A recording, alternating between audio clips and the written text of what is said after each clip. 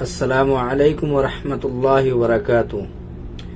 2023 میں حج کرنے والے حاجیوں کو کس طریقے سے احرام باندھنا چاہیے تاکہ ان کو چلنے پھرنے، اٹھنے بیٹھنے اور نماز پڑھنے میں کوئی تکلیف نہ ہو؟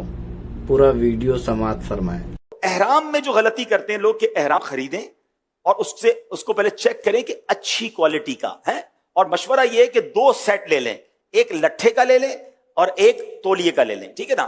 یعنی آپ اگر ایک سیٹ تولیہ کا لیں گے تو 2 تولیے کی چادر ہو جائیں گی آپ کے پاس، 2 لٹھے کا لیں گے تو 2 اس کی ہو جائیں گی، تو آپ اس کو مکس اینڈ میچ کر لیں گے، یعنی اس طرح سیٹ بنا لیں گے تو 2 سیٹ بن جائیں گے۔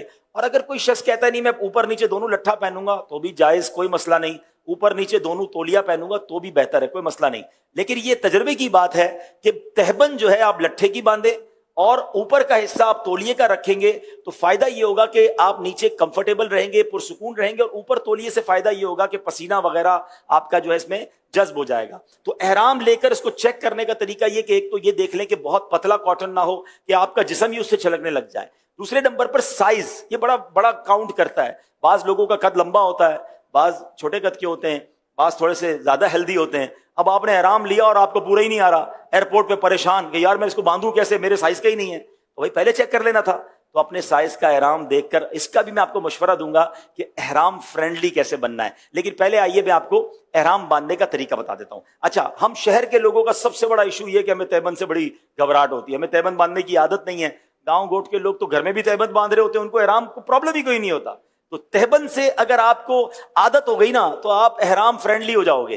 سب سے بڑا ایشو ہم لوگوں کا، شہر والوں کا، وہ یہ کہ ہم تہبند کیسے باندھیں، تہبند کنٹرول کرنے میں ان کا جو ہے ٹینشن رہتی ہے۔ تو ایک بار صحیح طریقے سے آپ یہ احرام کا جو نیچے والا حصہ باندھنے کا ہے، تہبند باندھنے کا طریقہ سیکھ لو، آپ کا حج آسان ہو جائے گا۔ حج قران کرنا ہے نا تب بھی ہو جائے گا، لیکن جب احرام صحیح باندھنا ہو، اب احرام ہی سنبھالتے رہو گے تو دل ہوگا یار کب اترے گا احرام۔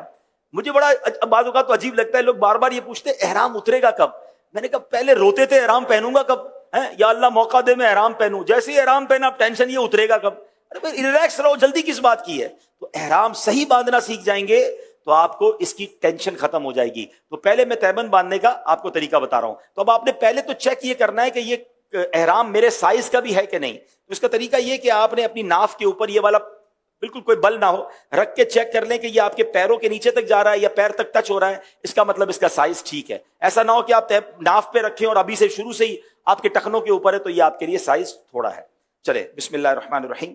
اچھا، اب کرنا یہ ہے کہ یہ دونوں چادریں آپ نے اس کے کنارے ملا لینے، ٹھیک ہے، اور کوئی اس میں اوپر بل نہ رہے۔ ان دونوں کناروں کو آپ نے ملا لیا۔ اچھا، اب اس طرف سے تھوڑا سا اس کو ٹائٹ کر لیں، جتنا ٹائٹ کرنا ہے آپ ٹائٹ کر لیں، ٹھیک ہے۔ اب ان دونوں کو واپس اپنے ہاتھوں سے یہاں پر لے آئیں۔ اب اس کے بعد دوبارہ جو ہے یہاں لے آئیں، یعنی اس کو فلیپ کر رہے ہیں آپ، ٹھیک ہے نا۔ اور اب آپ کی مرضی ہے 1 بار 2 بار، کیونکہ احرام بھی بہتر ہے کہ ٹخنوں سے اوپر ہو، تو پھر تھوڑا اگر بڑا ہے تو 4 بار کر لیں۔ اب مثال کے طور پہ یہ میں نے اس کو 4 بار فولڈ دیا نا، اب یہ اتنا اچھا بندھا ہے کہ مجھے بیلٹ کی حاجت نہیں ہے، ٹھیک ہے۔ اچھا، ایک اور غلطی جو حاجی کر جاتے ہیں یا غلطی عمرہ کرنے والے کر جاتے ہیں، ابھی چونکہ میں تربیت کر رہا ہوں تو میں نے کپڑے پہنے ہوئے ہیں، ٹھیک ہے نا، لیکن جب آپ احرام پہنیں گے تو جسم پر اور کوئی کپڑا نہیں ہوگا، کوئی انڈر گارمنٹ کچھ بھی آپ نہیں پہنیں گے، ٹھیک ہے۔ مرد جب احرام پہنے گا تو اس کے جسم پر بے سلی چادریں ہی ہوں گی، سر پر ٹوپی امامہ بھی نہیں ہوگا، یہ خیال رکھنا ہے، ٹھیک ہے۔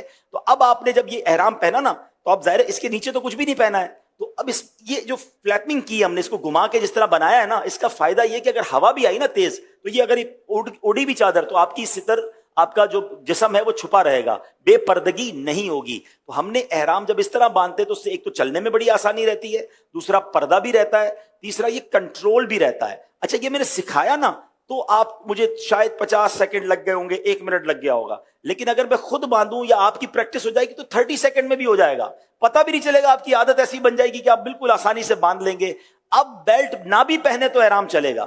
اچھا، کچھ حاجی غلطی کیا کرتے ہیں، کیونکہ گھر میں تولیہ باندھنے کی عادت ہے نہانے کے بعد کچھ لوگوں کی، تو وہ احرام تولیے کی طرح باندھ لیتے ہیں، اب یوں باندھ رہے ہوتے ہیں۔ جب اب یوں احرام باندھ لو گے تو آپ تو اپنے آپ کو قید کر بیٹھے، اب تو آپ زیادہ چل بھی نہیں سکو گے اور پھر سنبھالتے رہو اس کو۔ تو یہ اس طرح نہ باندھیں، باندھنا تو ٹھیک ہے، ہو جائے گا باندھنا، لیکن آپ ٹینشن میں رہو گے۔ اب میں دوبارہ آسان طریقے سے، اب تھوڑا میں اسپیڈ میں کروں گا تاکہ آپ کو اندازہ ہو کہ اس میں ذرا بھی دیر نہیں لگتی۔ ذرا سا بھی لوز ہو، دوبارہ واش روم میں جائیں، دوبارہ اس کو سیٹ کر لیں، کوئی مسئلہ نہیں ہے۔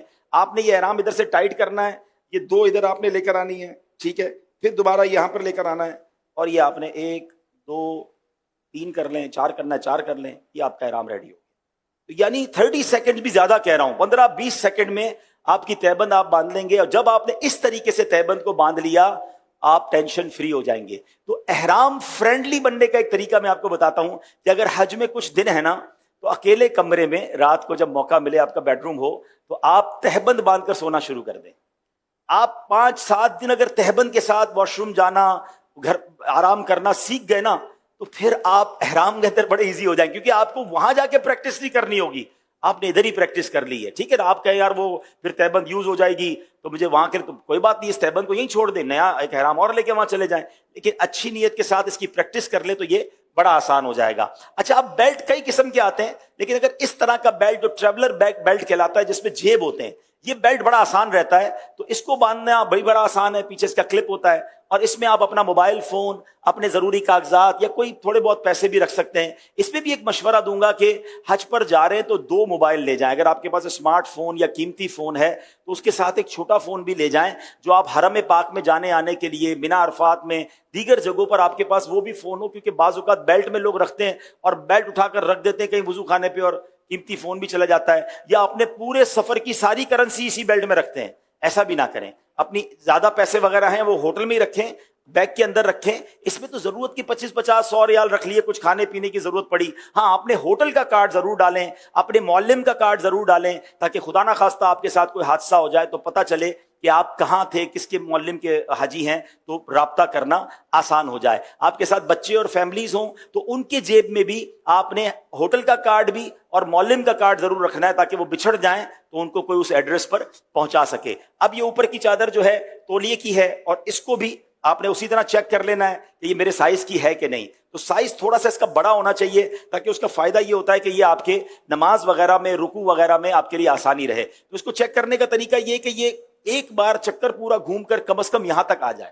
تو یہ جو چادر ہے یہ میرے لیے ٹھیک ہے، میری سائز کے لیے اوکے ہے کہ یہاں تک گھوم کے آ گئی ہے۔ تو اب جب یہاں تک آ گئی ہے نا، تو اب یہ میں جب رکوع کروں گا نا تو یہ گرے گا نہیں، ورنہ نارملی کیا ہوتا ہے کہ اگر احرام یہی ختم ہو گیا تو جتنی بار آپ نماز پڑھیں گے وہ نیچے آتا رہے گا، پھر آپ اوپر کرتے رہیں گے تو تھوڑا سا کنفیوژن بھی رہتی ہے۔ تو بہتر یہ کہ احرام اتنا ہو کہ یہاں سے پورا چکر گھوم کر آپ کے یہ والے کاندھے پر یہ دوبارہ آ جائے، تو اب آپ بڑے سکون سے انشاءاللہ احرام پہن لیں گے۔ تو یہ ہم نے احرام پہن لیا۔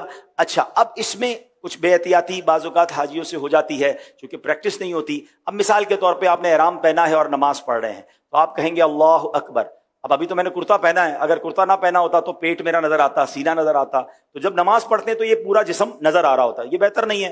اس کا بڑا پیارا طریقہ امیر علیہ سنت نے سکھایا تھا کہ جب آپ احرام میں نماز پڑھ رہے ہوں تھوڑے سے ہاتھ باہر لائیں گے، اللہ اکبر، تو اب آپ کا سینہ اور پیٹ جو ہے، دوبارہ دیکھ لیجئے، ٹھیک ہے، اللہ اکبر، انشاءاللہ سینہ اور پیٹ جو ہے آپ کا یہ ڈھکا رہے گا۔ اور میں آپ کو صحیح بتاؤں، ابھی تو احرام پہنا ہے سکھانے کے لیے یا سیکھنے کے لیے، مگر جب احرام واقعی انسان پہنتا ہے، جب اس کے جسم پہ اور کوئی لباس نہیں ہوتا، اور احرام میں ایکچولی ایک میسج بھی ہے، ایک وقت آئے گا میرے سارے کپڑے اتار کر مجھے کفن پہنا دیا جائے گا۔ تو یہ احرام کی چادریں ہمیں اس سفر کی بھی یاد دلاتی ہیں، اور جب بندہ احرام پہن لیتا ہے نا، اور پھر اس کے بعد جب وہ لبیک پڑھتا ہے اور جو اس کی کیفیت بنتی ہے، یہ الفاظ میں بیان بھی نہیں کیا جا سکتا۔ ہم اللہ کریم سے دعا کرتے ہیں کہ ہمیں حقیقی معنوں میں احرام پہننا، لبیک پڑھنا اور اپنے در کی حاضری نصیب فرمائے۔ کون سے کفن لپیٹے چلا گے الفت کے راستے پر، فرشتے حیرت سے سکرات